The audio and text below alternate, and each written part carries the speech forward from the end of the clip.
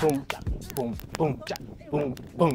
Go, go, go, go, go. Shari. It's your orange. Go, Shari. It's your mango. Go, Shari. Yow bàyyi nga mango yi xel de. Bàyyi nga mango yi xel laa la wax.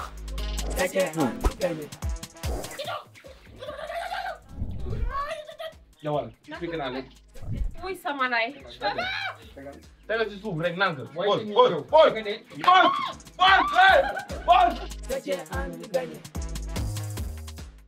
Salam alaikum les amis, j'espère que vous allez bien. Nous, ça va. Un peu rek. Instant bii nii yeewu naa, il est 6h58. maa ngi xaar Fenara, deuxième road trip. Est-ce que vous savez où nous allons aujourd'hui? Si vous le savez, dites-le nous dans les commentaires. Tey dama leen ko teel a wax, dama bëgg ay affaire de surprise yooyu neexal. Alors les amis, elle est là. Mi ngi nii. Yaa ngi gis? Salut, ça va? Ouais. Ça va bien? Tu as bien dodo?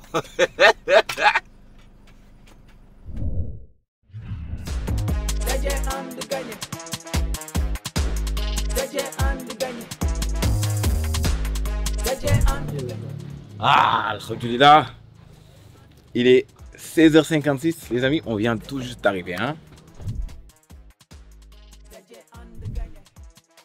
Ils nous ont accueillis avec du bissap. J'ai pris 2 verres, je suis censée en prendre qu'un. Cette fois-ci, je peux en prendre un 3e.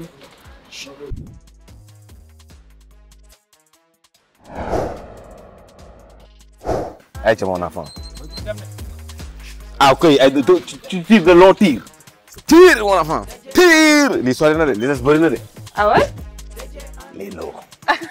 Donc à cause de l'Union européenne ñooñu moo tax ñun instant yi moom mun nañ dem fu sori daal. Il a dit 14 millions sax il veut pas à Dakar. Union européenne yàgg nañu dimbale surtout la coopérative. boo xoolee suñu matériel informatique yu bëri. Union européenne moo ñu ciy jàppale quoi. donc dañoo ne daje ànd gañe mais moom dafa mel ni dañoo def daje ànd gën a dof.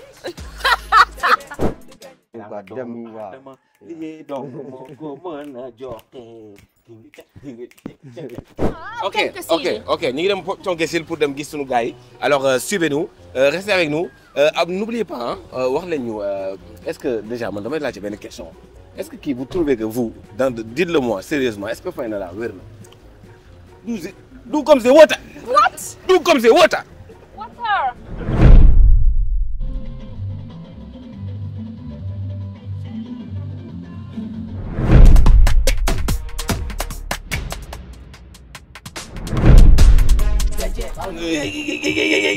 Oh, là on vient d'arriver mes amis. Alhamdoulilah. Il faut vous. Ouais. Sur place à Thionck. C'est les gens qu'on doit voir là. Ouais. On va se présenter. Bien présentez-vous. Salam alaikum, ça va? Tu vas bien? Ça va. Salam alaikum, ça va? Merci Jam. Alhamdoulilah. Mag quoi mooy lii. Moi je croyais que c'était avec moi. Ah. Ok. soo yàggee si teen forcément. Oui. Waa dëgg la de. Waouh! Oh my god. Tu veux faire un tour? Ouais, bah après toi. Allez, mon enfant. Allez. Ok. Mais je peux pas faire tomber toute l'eau là. Allez, lève nang. Ok. Ah, ok, tu tires de long tir. Tire, mon enfant. Merci. Tire, mon enfant. Tire. L'histoire est là, les bëri na de. Ah ouais? Ouais, bro.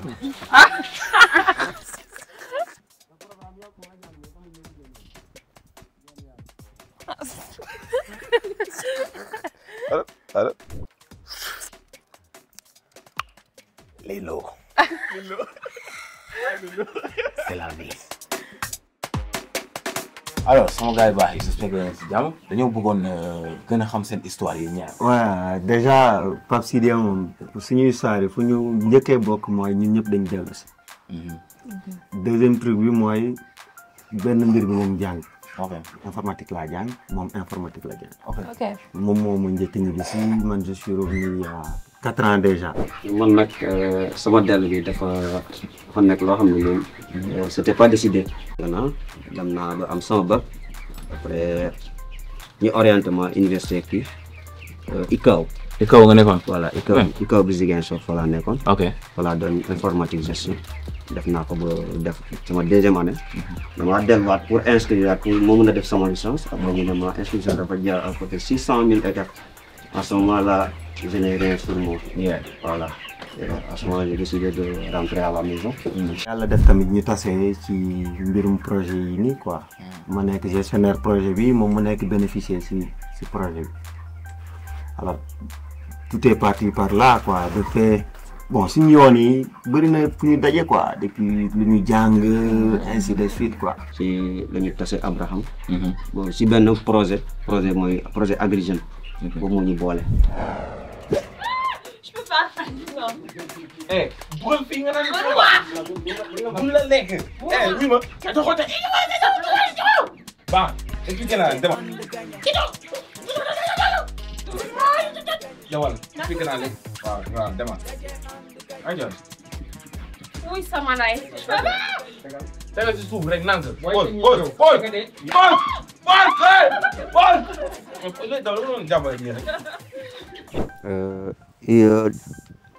depuis bu ñuy commencé suñu kii suñu liggéey bi. mu ngi si jàpp bu baax mu ngi si jàpp ba si matériel bi. si tamit commercialisation bi. d'accord waaw moo ñu tax ñuy am yeneen matériel yoo xam ne. yoo ñuy tax ñu gën a yokk suñu liggéey bi. suñu liggéey bi gën a avancé. gën a am doole. parce que bu ñu amul bu fekkee duñ ñoom. duñu mën a dem fu sori. donc à cause de l'Union européenne. loolu moo tax ñun instant yi moom mun nañ dem fu sori daal. waaw ñoom ay matériel la leen jox. waaw dañuy financé ay matériel de kii. comme ay transformation ay matériels yu ñuy transformé matériels yu ñuy ay abreuvoir mangeoire. yoo xam ne yoo gën a cher quoi. waaw.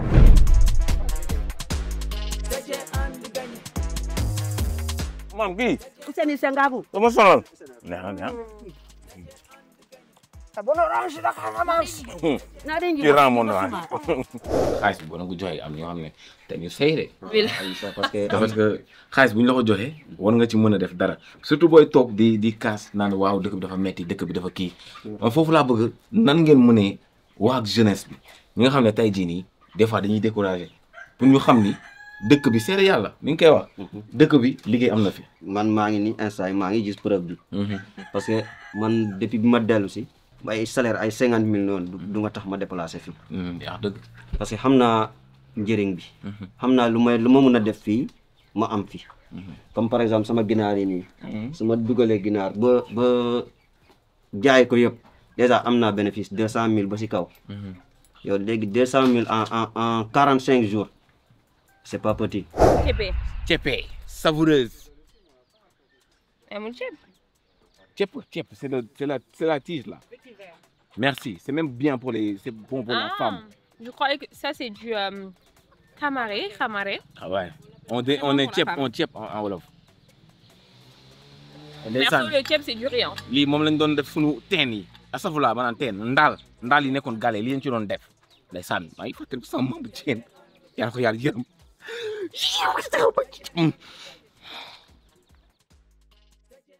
Sama gars yi pour la première fois de ma vie maa ngi soog a gis garabu solom sama àdduna. Moi je pensais que solom ci suuf lay sax. man kay soog a xam. Xamoon solom. Non, je savais pas que ça existait voilà. Tu sais comment on appelle le garab de solom? Le solomier. C'est ça? Bien somalien. Il est con.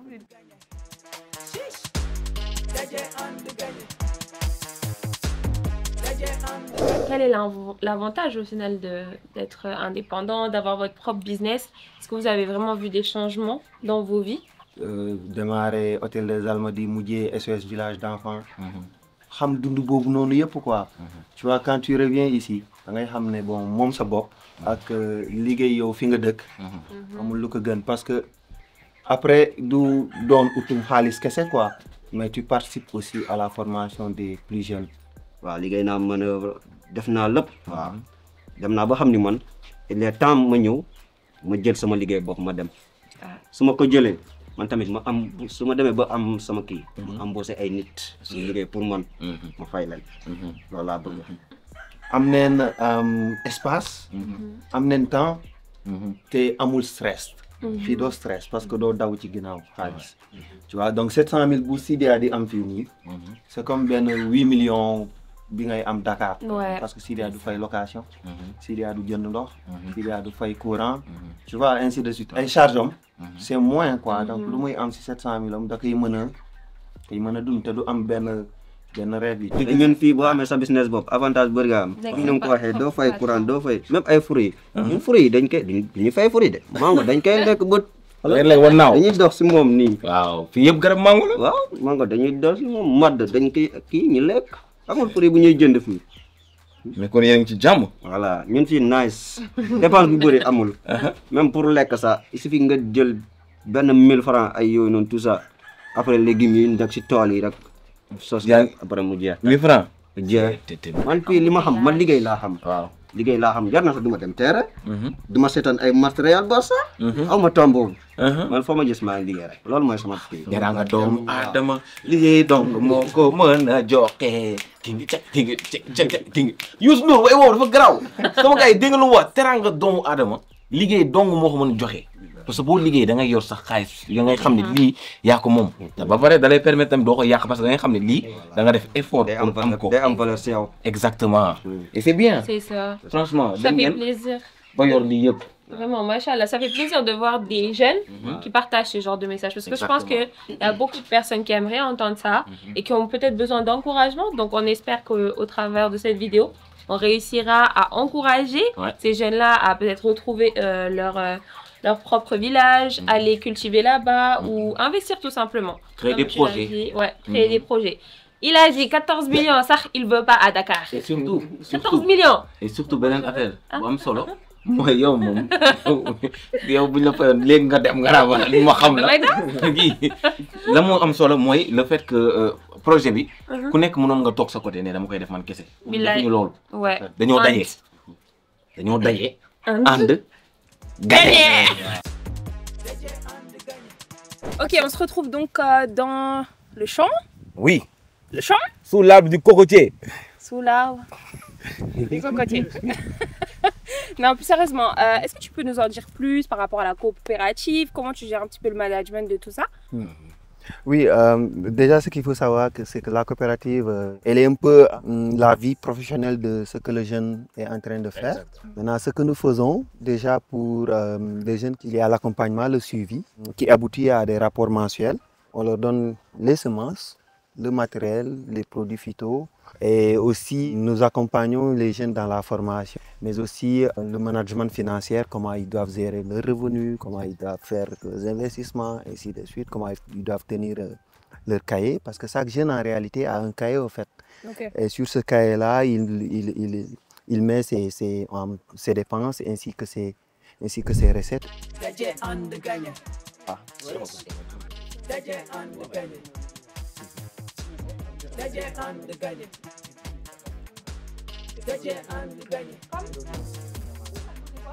Moo tax ñun au sein de la coopérative on essaie de tout faire pour que les jeunes mu mën a am ay outils yu koy permettre mu mën a maîtriser toute la chaîne de création de valeur ainsi de suite de commercialisation même si biir nu mu war a doxalee moom entreprise am. On fait des sessions de formation régulières avec d'autres professionnels. Et maintenant c'est ce qui fait que jeune bi moom si boppam dina xam ne lopin de terre am bu mu yoroon ndekete am na valeur mën naa fa def dara parce que ñun fii ce qu'il faut comprendre fii nii en Casamance amul ñu fi amul suuf ñëpp am nañ suuf. Ah ouais. waaw 1 hectare bu tuutee chaque famille. Wow. D'accord Sidiya mi am na toolam. Mais tant qu'il prend pas conscience que suuf si mën na ma njëriñ. Tu vois da koy préférer bàyyi fii dem. Waaw. Combien de jeunes sont accompagnés par la coopérative? Dans le cadre de ce projet, il y a 102. 102. Ouais, mais tamit dañuy liggéey ci mangue bi parce que la coopérative s'appelle Kumangola. Kumangola. Mangue suñu mangue. am na ay tool de mangue. nga bëgg mango. mën nañ visiter. waaw mën nañ visiter tool mango yi. La coopérative moo tax day toucher pas juste Thionck-Essyl mais pratiquement tout le Blouf jusqu'à Bignona quoi. OK. Ouais. Vous avez un impact sur votre région, environnement, société, tout ça. C'est excellent. C'est excellent. OK, les gars, est-ce que mën nañ dërëx wala dañuy xaalis kanam tuuti dem dërëx 14 heures lañ nan la ñuy waxee dañuy dem añi. Jola. Jola. Jola. dañuy dem añi. Juucuwa. Juucuwa. Jaafu caxo nañu dem añ. Jaafu caxo. Jaafu caxo. Jaafu caxo. Juucuwa. Juucuwa.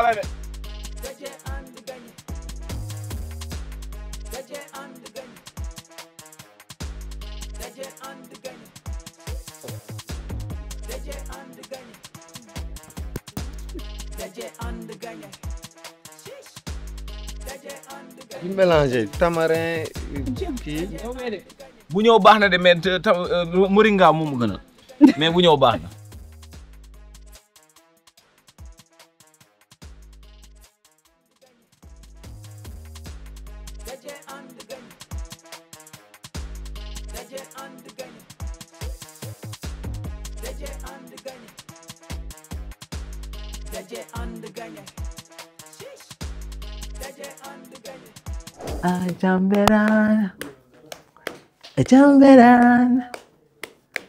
Jamberan, village de mon enfance. Bàyyi ma woy parce que bàyyi ma noppi sinon su ma continuer da ngeen di daanu leer. wax yow digital lan la apporté ci seen liggéey. Donc digital bi vraiment ça nous permet d'avoir des informations de manière globale et puis daf ñuy permettre déjà même bu fekkee mosoo rencontrer jeune bi mais bu ñu la joxee déjà les informations que tu puisses savoir kii ci ban étape la nekk. Et donc le digital est fondamental dans ce que nous faisons parce que moo ñuy permettre ñu mën a capitaliser lu ñuy def et puis ñu mën ko tamit promouvoir quoi. Oui. En tout cas, c'est vraiment intéressant de voir que même dans les régions, on commence à se digitaliser, même dans le travail, se formaliser. Et voilà, tout ne s'arrête pas à Dakar. Exact. Ici aussi, les gens sont compétents, ont des compétences. Lui, il a fait des études en informatique et il s'en sert aujourd'hui pour des domaines qui n'ont rien à voir avec l'informatique. Donc, est-ce que nous avons fait une formation? Waaw. Formation TikTok. dañuy def projet boo xam ne ñun ñooy ñëw def kii nekk ni ñu koy waxee sax. Formateur, je sais pas. Formateur ñoo nekk bénéficiaire yi. Ça, Ok. ce serait top. non loolu la ñuy def. mes amis loolu la ñuy def su ko defee.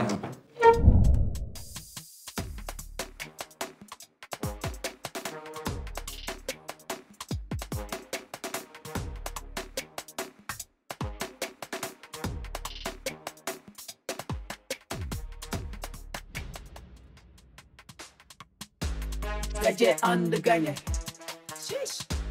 daje ànd gagné.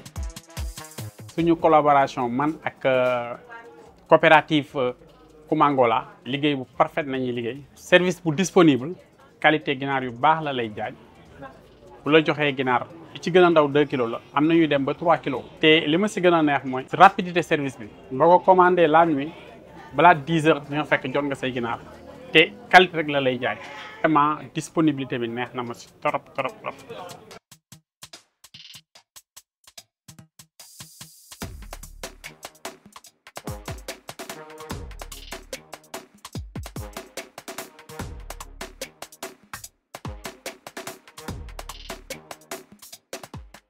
alors tey man je suis content parce que gis naa ni liggéey comme ni ñu koy waxee am na il suffit juste rek nga wër ko ba pare le professionnalisme boo ko boolee ci sa liggéey ça te permet de mieux gérer déjà ton temps après gérer ton argent plus ngay def plus sa liggéey di baax plus ngay créer ay liggéey. Exactement. Comme l'a dit Doudou, aujourd'hui on a vraiment vu une autre façade de ces métiers. On a tendance à négliger certains corps de métier en pensant qu'ils ne sont pas formels, alors qu'ils sont très bien organisés. Et ça, c'est un travail de la coopérative qui a été fait afin que vraiment ils puissent avoir une certaine gestion, une comptabilité et un certain suivi de toutes leurs ventes. Donc voilà, tout business, si minime soit-il, il doit être géré d'une bonne façon. Et aujourd'hui, machallah, j'ai vraiment été surprise de voir qu'en fait, c'est carré, tout est bien organisé. Et c'est vraiment des entreprises en fait qu'ils gèrent. Et comme il l'a dit, ils créent des emplois en plus de ça. Donc que demande le peuple? Ah les amis, tekki boo ko bëggee def dëgg tekki dëgg du doon yow kese il faut nga boole ci ay nit boo ci boolee ay nit wërsëg bi day gën a yokku affaire bi day gën a baax.